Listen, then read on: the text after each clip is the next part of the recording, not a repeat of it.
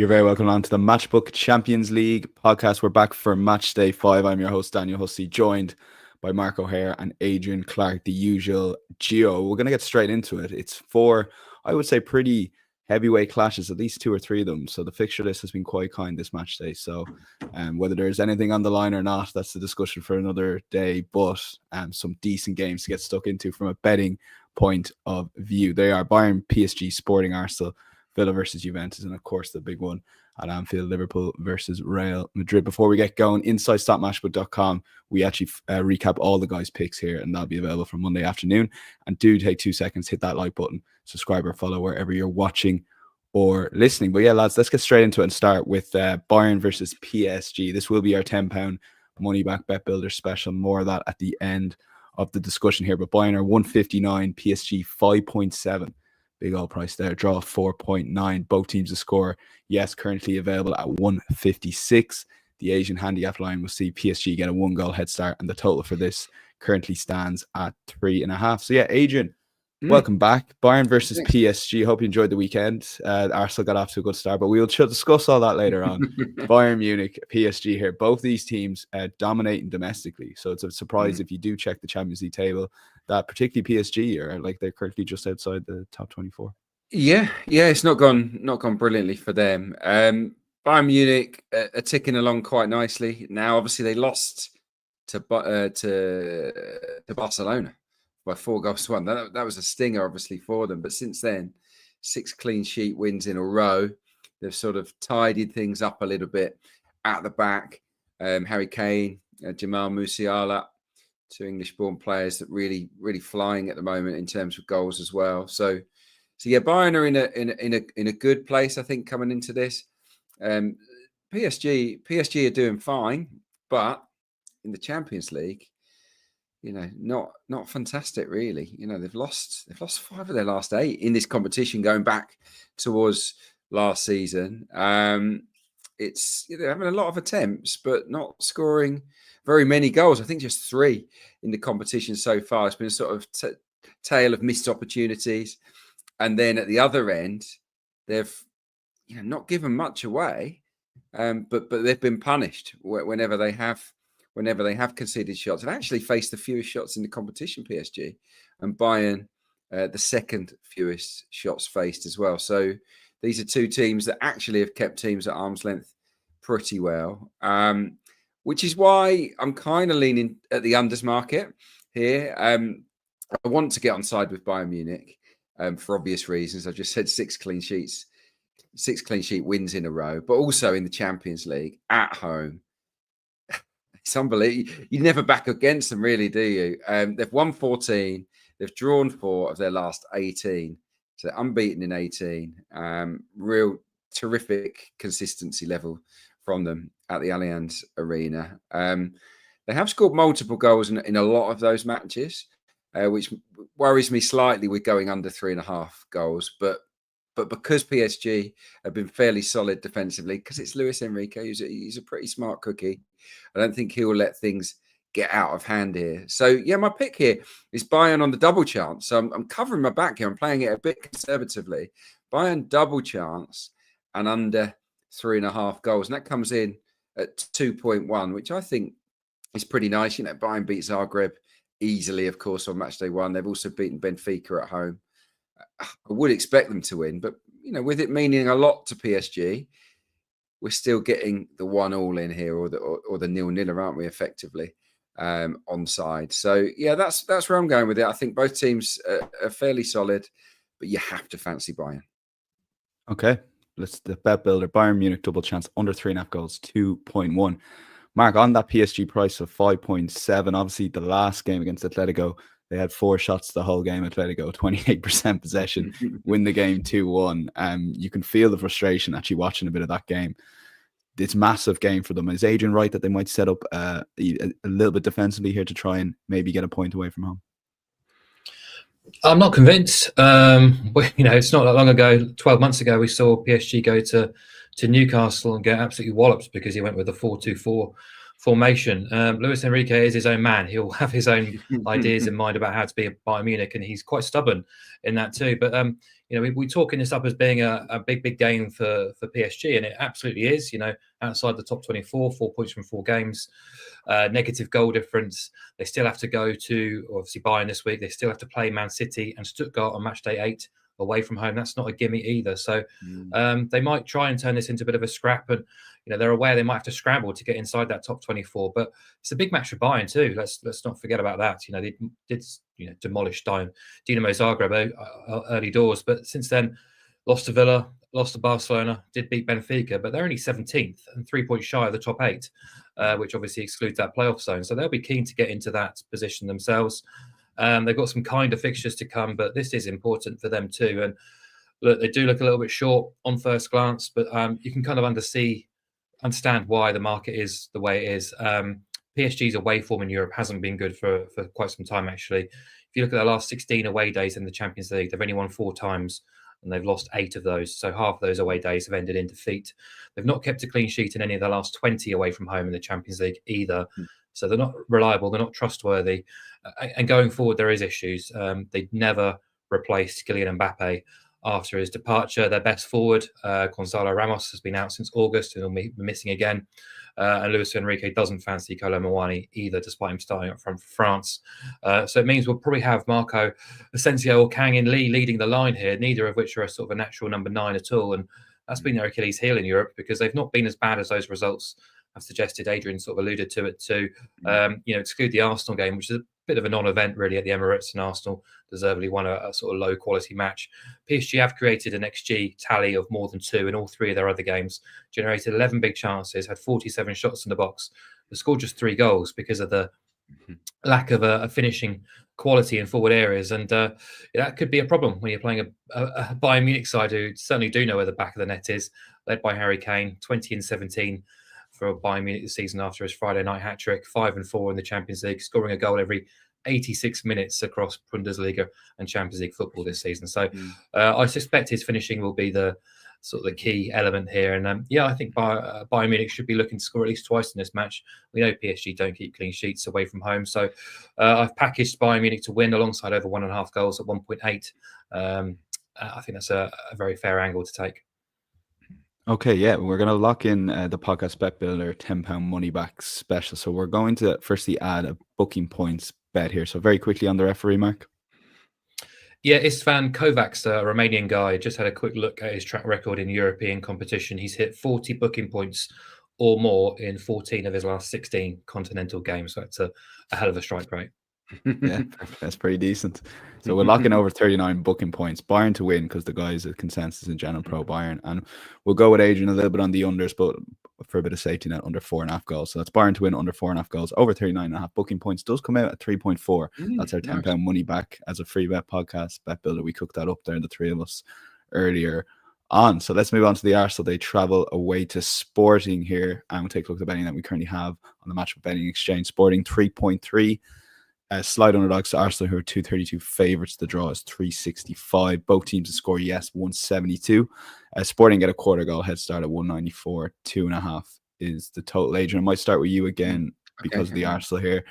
Odegaard back in action. Arteta not normally bringing the changes in Premier League games, but did rest and rotate a couple of players. What was your thoughts on the game, and going into this one, what sort of team we see in Portugal? Yeah, it was a really impressive performance, completely outclassed. Nottingham Forest team that were unbeaten away from home in the Premier League. So, yeah, it was a return to form. Odegaard was magnificent, absolutely superb, sublime individual performance from him, along with Saka. Those two in tandem sort of led Forest to merry dance, really. And it was interesting with the rotation from Mikel Arteta off the back, of course, of an international break. You'd have expected him to maybe go with his first 11, but he didn't. He left out Kai Havertz, he left out Declan Rice, and he left out Gabriel Martinelli. I would imagine all 3 are nailed on to start this game with the back 4 that's in place. There's no one else really to start at the moment in that back 4. But Calafiori came back in at left back, Timber at right back, with the 2 centre backs in between. So yeah, no, it was really good.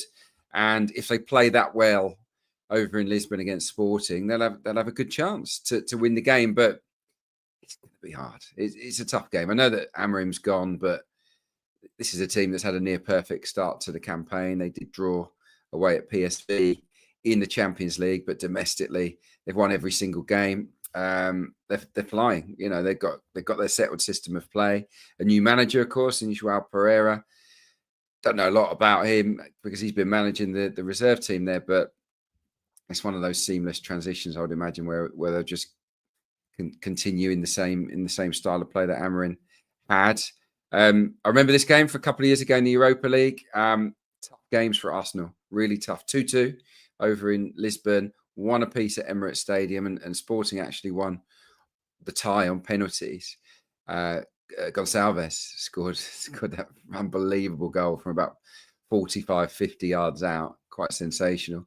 So yeah, this is going to be a real test. You know, you look at all the metrics, Sporting are a threat, particularly on the counter. I think Arsenal have a lot of the ball. Hopefully they can be a bit more productive with it than City were, who should have scored 2 or 3 really early on in that game before going down 4-1.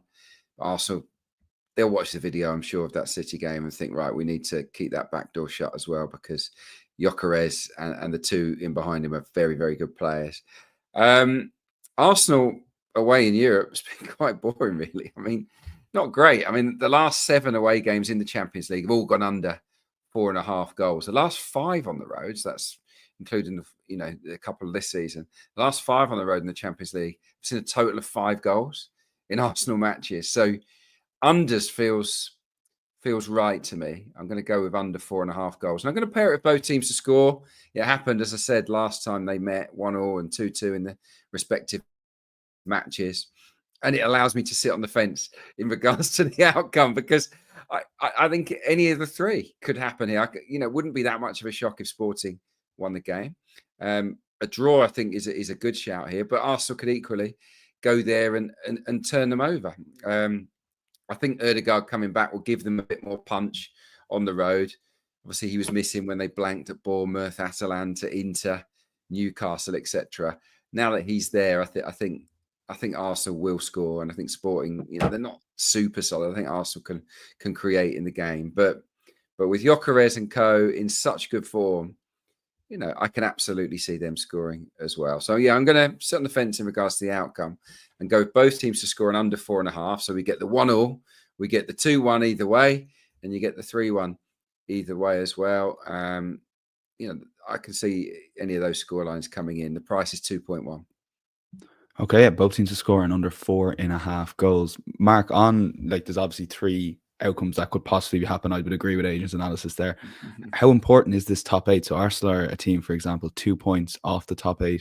They'll be really targeting that, because those 2 games in January, you can just see that have an effect on the team later on in the season.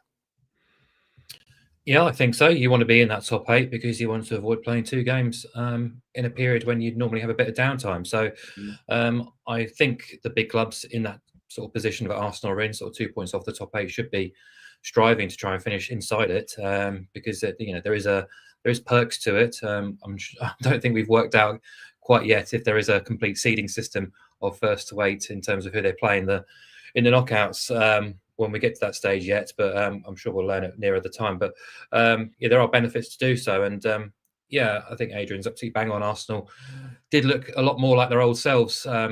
Since Martin Ødegaard has returned, and I think Mikel Arteta said at the weekend himself that there's a different flow to the team when he's in the starting 11, and we certainly saw that on Saturday. Himself and Saka sweeping Forest aside almost single-handedly between them. But I think Arsenal, there's a lot to like really about them from here on in, now that he's back in the team. They've had a bit of opportunity to rest. Saka did, at least through the international break as well. They're in a reasonable position in this group, but they've had a tough start to the season. We talked about it quite a lot. I mean, the 3 of us, I know you 2 Arsenal fans will labour the point too, but I'm not sure it's been picked up upon enough outside of this podcast, because even the Champions League, away days at Atalanta and Inter, PSG at home, the Premier League, you've had a lot of tough away games. So they have been battle-hardened. It has been a hard schedule. Their away form has been questionable a little bit of late. 1 win in 7 away. That was at Preston in the League Cup. Failed to score in those defeats at Bournemouth, Newcastle, and Inter fired a blank at Atalanta too. They actually failed to score in each of the last 4 Champions League ties away from home as well. And they're only winning 8 on their travels in this competition. Came at Sevilla, who were on the decline at the time. So I still think they are fair favourites here at Sporting, though. But, it's a step into the unknown, really, with Sporting. Amorim departing. I know they've gone for continuity with João Pereira stepping up from the B team, using the same tactical approach too.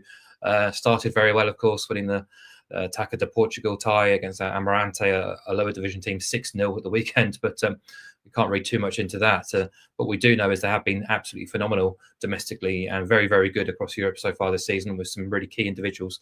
Pedro Gonçalves, who Adrian doesn't remember fondly for that goal. He's actually injured for this tie, which could be a bit of an advantage for Arsenal. But they're also, Sporting are unbeaten at home in any competition since October last year, which is a crazily good record. So it's not easy to go to Lisbon and turn them over. But I do think, Arsenal, for all the result wasn't quite what they wanted at San Siro against an albeit a much changed Inter side, they were very, very good in that last Champions League tie away from home. So, with Ødegaard back, I think they can pick up a positive result here. Whether they're good enough to get the 3 points or not, we'll have to wait and see. But my way in is to back Arsenal double chance alongside under 3.5 goals, the 0-0, the 1-1, the 1-0, 2-0, 3-0, or 2-1 away win, all on side. I don't personally see this game escalating. 13 of Arsenal's last 16 away games went under 3.5 goals, including 8 of 9 this season. So, we've seen this sort of script before of Arsenal kind of keeping things tight and squeezing the game when playing away from home and keeping things pretty locked down. So I don't really see any reason why it wouldn't be a similar story in Sporting. Okay, let's lock that in as the podcast selection. Arsenal double chance, under 3.5 goals, 2-0-5. Incidentally, the playoff knockout round, so it is going to be seeded, but not 9th versus 24th, etc. It's 9th to 16th are seeded, and 17th to 24th are not seeded, and then it's an open draw based on that. So there's a top 16 here as well as a top 8 and a top 24. So we rumble on. Aston Villa. I like the fact that they're grading it though, because I agree. Makes it a little bit more interesting and finishing in the top bracket of the middle third. I don't know what happens with the top 8, whether there's going to be a reward for finishing first compared to 8th. I would imagine so. I think it's just split where so it's like first and second will start on different ends of the draw, and obviously the top 8 will be seeded when the other 8 come in to the playoff round. He says with 90% certainty. I'm 100% sure, but I'll double check that. We'll move on.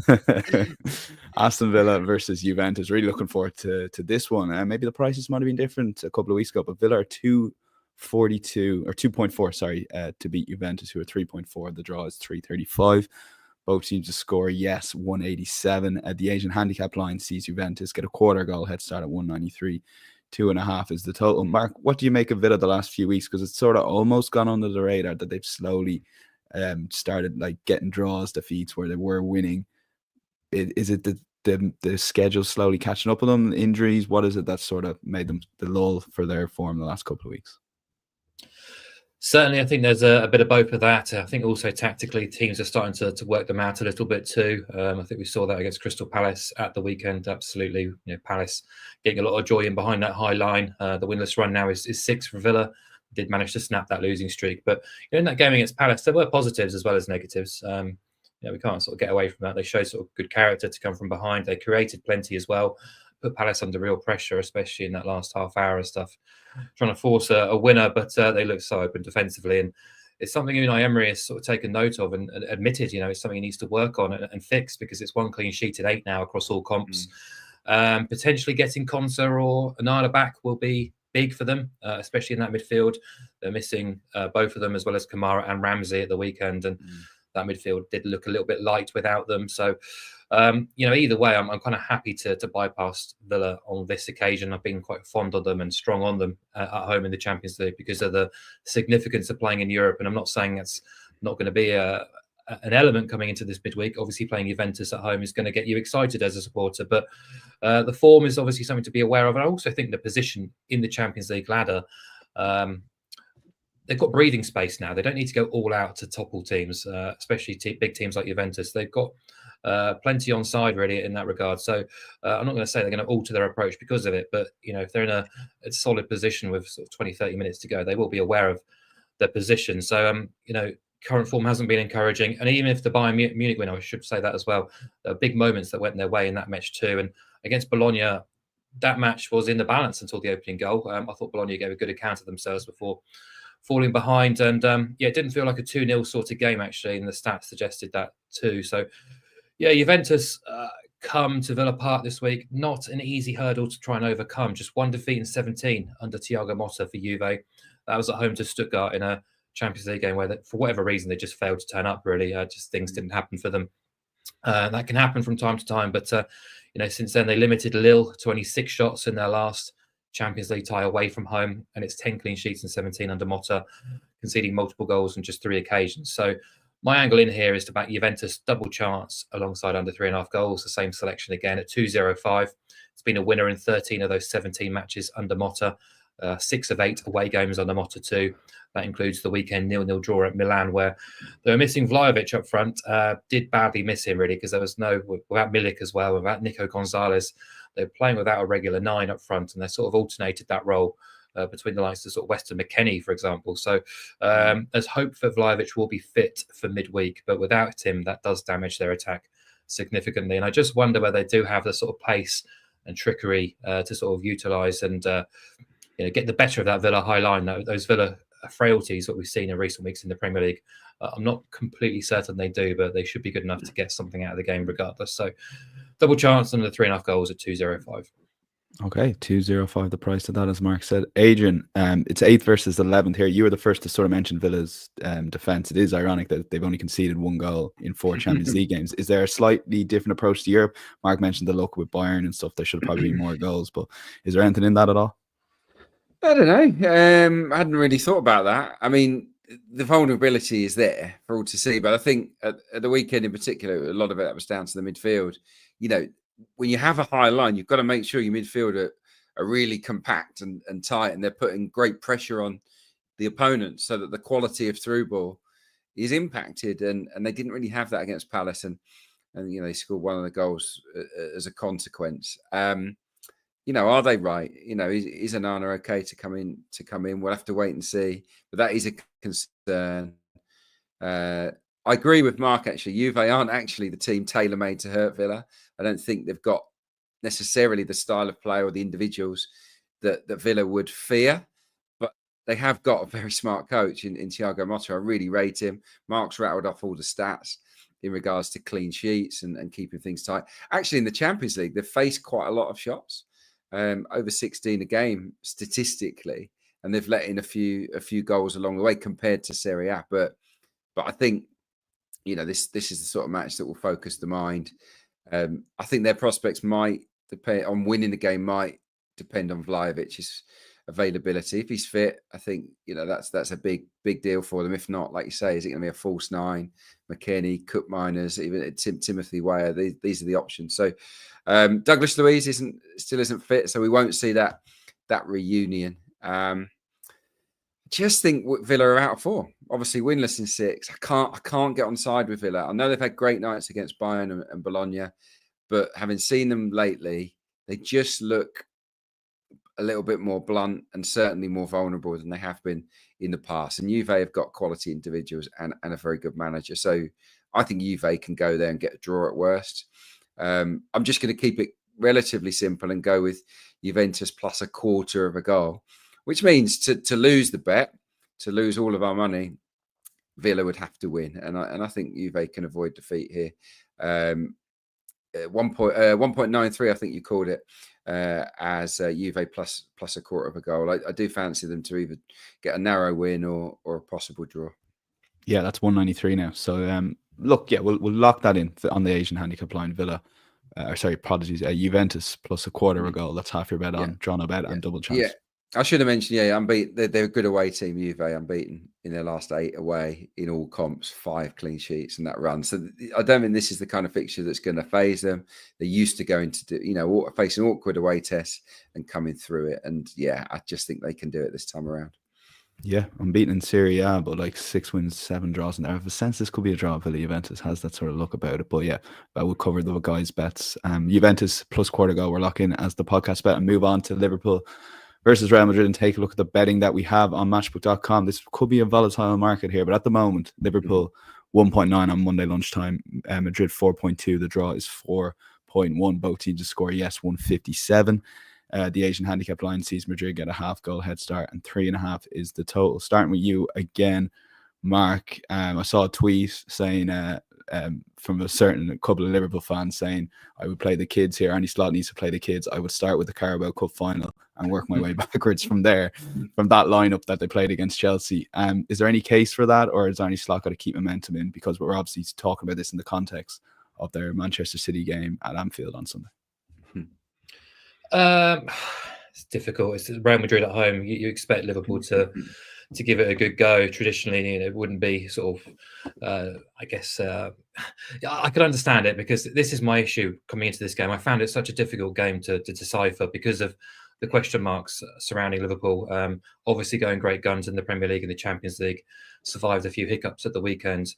They're also 4 points clear of the top 8 in the Champions League, and this is easily their toughest remaining fixture in the Champions League. So, and as you say, Sunday against Man City is an enormous match. To win that game at Anfield and go 11 points clear at this stage of the season would be quite sensational, really. But will that affect their thinking? That's the task we have, and how will they approach this game under Arne Slot? So, it might have a bearing in the second half. It might have, in terms of the team sheets, it's very difficult to know. And we've seen other clubs, other big clubs, Inter against Arsenal, Man City against Sporting, for example, resting, rotating a little bit with league fixtures in mind. Obviously, the expanded league phase does give you a bit more breathing space if necessary. And I think it's something I'm very mindful about when sort of considering Liverpool's price here. And the market is saying that Liverpool are the stronger of the two teams. That's probably based, and fair enough, based on this season's performances. But Liverpool do have that breathing space, and Real Madrid have got Atalanta after this. So they're only 2 points inside of the top 24, let alone the top 8. So it's definitely a bigger game for Madrid than Liverpool. They've already lost at Lille, lost at home to Milan last time out, but didn't completely convince against Stuttgart either. And they've also lost Vinny Jr. to injury on Monday morning, we know, for a few weeks now. And that's seen the price move on Liverpool from slight odds against to odds on. So still doesn't make me confident backing Liverpool at those kind of prices against Real Madrid, even if you look at the potential Real Madrid team, because there are a lot of injuries. Carvajal obviously missing, but there's a young centre-half who's come into the team recently.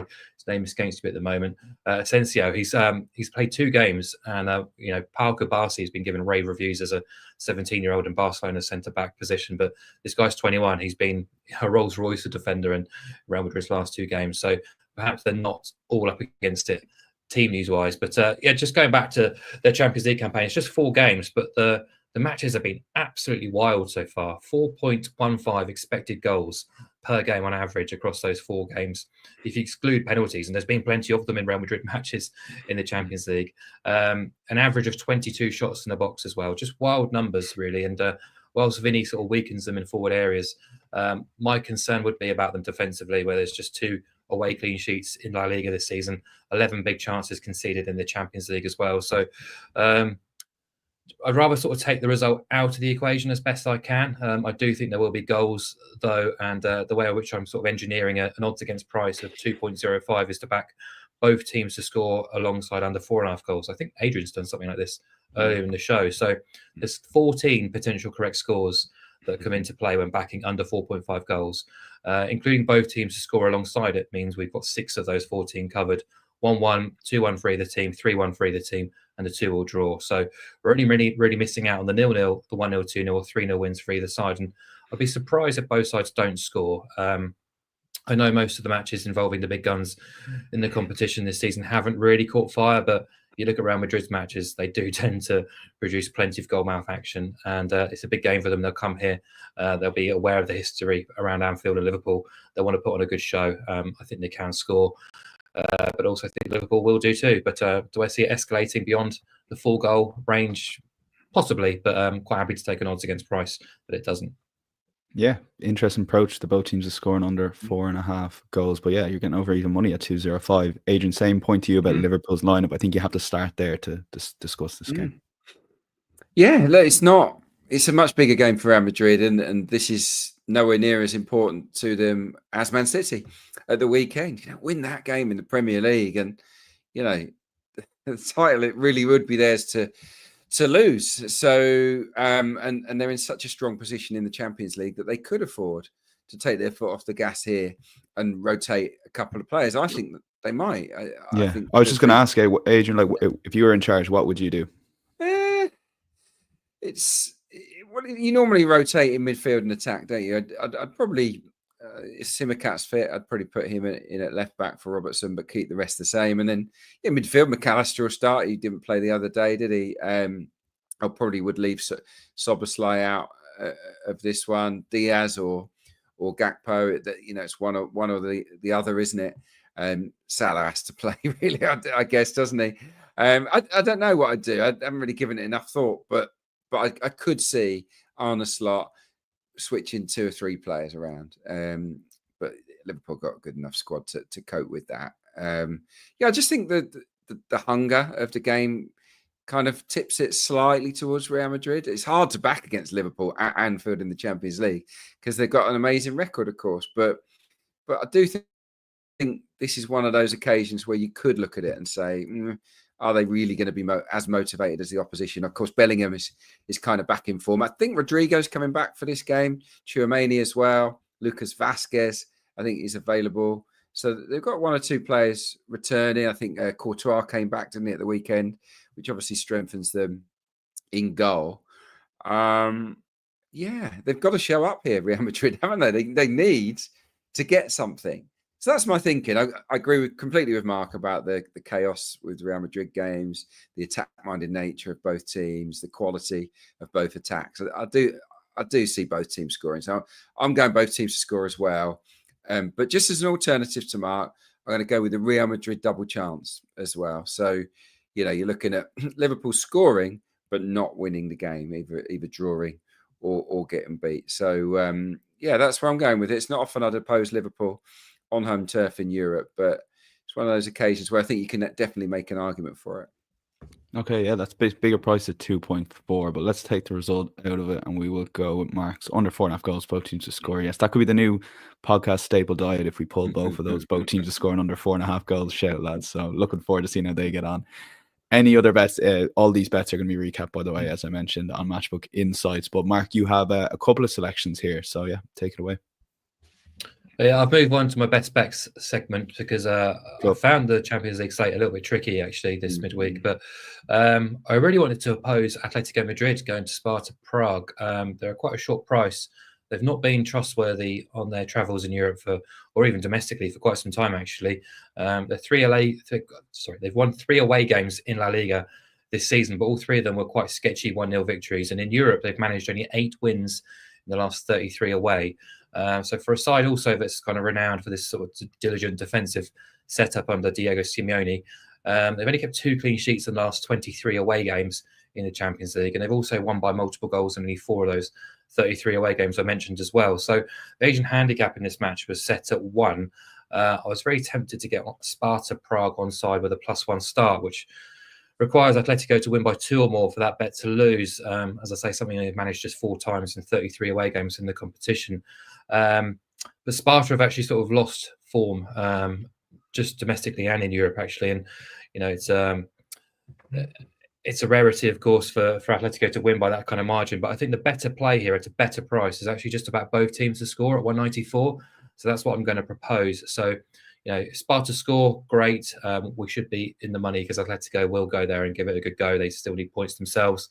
And it just kind of takes the result element out of it, really. Sparta have conceded 8 goals of their own in this competition already across their first 4 games. They weren't at it against Brest last time out, which was a bit of a rare show on home soil. They can be pretty lively in Prague, but they hit Salzburg up pretty impressively on Matchday 1 and picked up a really well-earned draw at Stuttgart on Matchday 2, and the matches do tend to be quite exciting. And I think considering where these 2 teams are in the ladder, both teams will obviously be well keen to pick up points. So 194 on both teams to score looked like a better angle in than what I originally planned, which was Sparta +1. So both teams to score, Sparta Prague versus Atletico Madrid.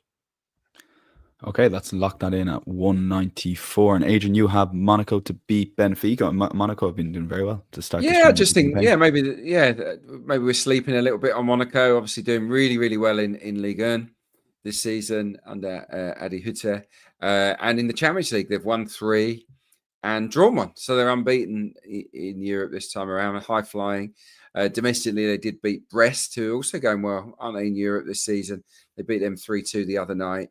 So, yeah, I think that they deserve a little bit of respect. Odds against to win at home to Benfica. That's what caught my eye. 2.26 is the price. I was looking at some of the numbers in the Champions League. Monaco have had good amounts of possession, good control of games. They've given up the third fewest amount of chances as well, Monaco. So they've been pretty solid and tough to break down.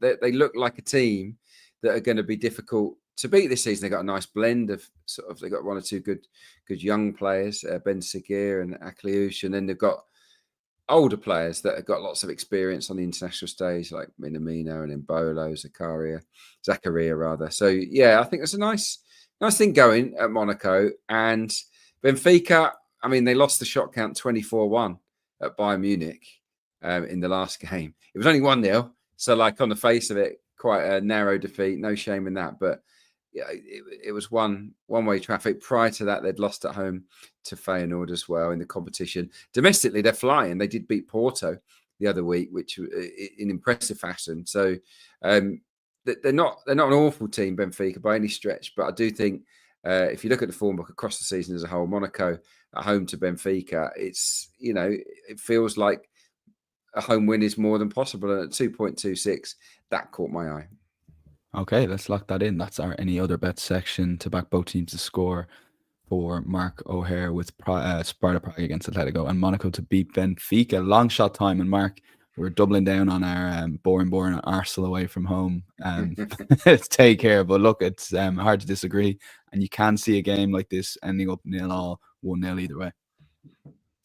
Yeah, the market's expecting goals in this game. Both teams to score is quite a firm favourite in that market, and over 2.5 goals is also the favourite in that market. But the evidence suggests that Arsenal games away from home do tend to be quite tight, quite low scoring. And if you look at their away league, Champions League results so far this season: 2-0, 1-0, 0-0, 2-2, 0-2, 0-1, 0-1, 1-1. So 8 games, 7 unders winners, 6 BTTS no winners, and 4 under 1.5 goals winners. And yeah, that latter is what I'm going to take here, is under 1.5 goals, which is now 4.3 on a Matchbook exchange. It's won in half of their away games already this season in the league and Champions League. Happy to kind of chuck a dart at that. Had a 0-0 Atalanta, a 1-0 Inter, meaning each of Arsenal's last 4 away Champions League ties have seen under 1.5 goals payout. So 4.3, yeah, I like that.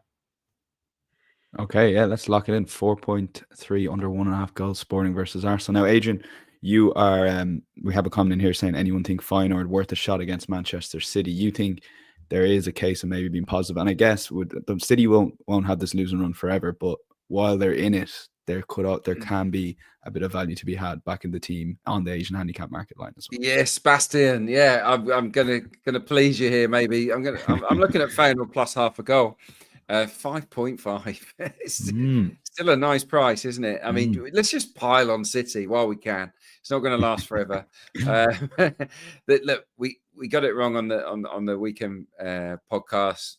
Thought they would bounce back against Spurs, but obviously, goodness me, that was a battering. The way that they were undone was pretty alarming. And what really stood out to me was the application. It was the tracking of runners. It was the desire of the team. They were outrun massively by Spurs in the game in all departments. And we saw it obviously for a couple of the goals. I don't know what was wrong with Kyle Walker for that goal where Werner just blasts past him and Gundogan let Maddison go for the first.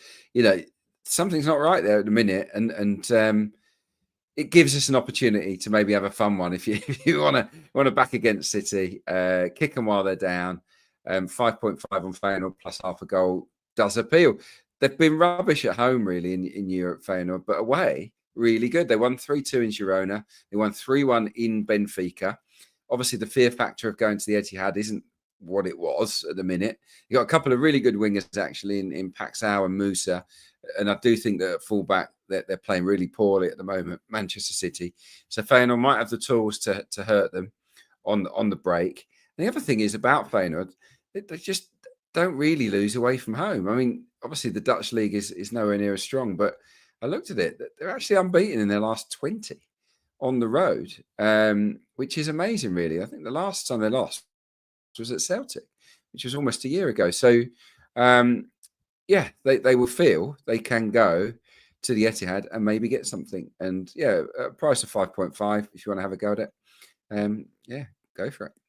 Let's lock it in. And again, City's team would be interesting. They might not have a big squad to rotate, but obviously they have a massive game. It's obviously a bigger game for them at Anfield on Sunday. Best bets time. Mark, back to you. Bologna take on Lille here, and this is the bet you've moved to your best bet. It's your best bet on the slate. Yeah, I mean, I think Bologna are featured for me in every show this season, and I want to get them on side again here. Actually, trading around 2.6 to beat Lille. I'm not going to back them to win the game, but I've got them closer to about 2.3. Actually, I think it will be a tight contest if this was played on neutral territory. But I think Bologna, who are scoreless and winless after Matchday 4, doesn't tell the full story of their Champions League campaign at all. They won the shot count 17-4 against Shakhtar on Matchday 1, drew 0-0. Played very well at Anfield, of course, won the shots in the box count and allowed only 1.2 expected goals, lost 2-0. Villa, I thought they competed really well for the most part. Didn't think a 2-0 was a fair reflection. Then they lost 1-0 at home to Monaco in what was a bit of a nothing game, a very low quality game with very few opportunities. That was the worst performance of the campaign, though. So they do still have a chance. All their toughest tests are passed, and I think their overall performance level, both domestically and in Europe, suggests to me that they can get something out of this game. So I'm going to back them double chance alongside under 3.5 goals at 1.9. They're playing a Lille side who have won just 3 of 9 in Ligue 1 when playing teams outside of the bottom 5. They managed to burgle sort of 7 points off PSG, Atletico and Real Madrid. Not PSG, PSV. Was it PSV? Anyway, they lost 2-0 against Sporting on Matchday 1. They lost the shot count 18-3, beat Real Madrid 1-0 with a penalty, managed just 0.4 expected goals outside of that, and conceded 2.2 XG. Against Atletico, they managed 0.5 non-penalty XG, but scored a penalty and somehow managed to score 3 goals and gave up 2.35 expected goals. They're now 3 points clear of 25th as well, which is great for them. They've got Sturm Graz at home next. They also have a Feyenoord as well. Still to come. So there are places where they can still pick up points and get inside that top 24. Whether they'll kind of come here and try and declare and take a point, we'll have to wait and see. But I do think Bologna are just as good, if not slightly better, than these two teams, which the market isn't counting. So I'm quite happy to get them on side alongside unders at 1.9. Okay, yeah, let's lock that in. 1.9 Bologna, double chance and under 3.5 goals. And Adrian, your best bet, Bayern versus PSG. Yeah, I'm gonna stick with it. I mean, Mark put 1 or 2 doubts in my head, but I'm gonna stay with it. PSG's away record is pretty poor in Europe, and of late, home and away, it hasn't really gone for them. Just 2 wins in their last 8 in the Champions League, lost 5 of those. So I'm happy to back against PSG here and go with Bayern, who are unbeaten in 18 home games in the Champions League. 14 of those were wins. You know, they've had 6 clean sheets in a row. They've won all of those games. That's since losing at Barcelona. So they've got their house in order. Bayern Munich. So I'm going to go Bayern Munich double chance, which I feel that I never want to say anything's nailed on because it isn't in football, but that feels a strong possibility that Bayern will not lose this game. And then I want to pair it on the bet builder with under 3.5 goals, because PSG matches in Europe, even though Enrique has gone a bit rogue in the past, they have been low scoring this time around. They can't afford to be too gung-ho surely here.